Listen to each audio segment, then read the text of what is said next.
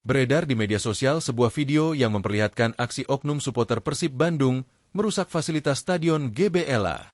Dalam video tersebut, sejumlah oknum supporter Persib diduga bobotoh mencabuti rumput lapangan hingga merusak gawang.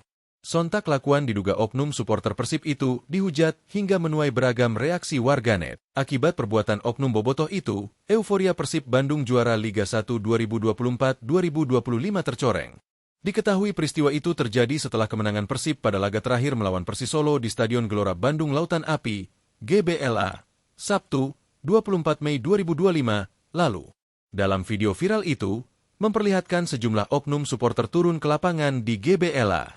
Bukannya untuk memunguti sampah, sejumlah oknum justru merusak rumput. Terlihat seorang oknum supporter mencabuti rumput lapangan.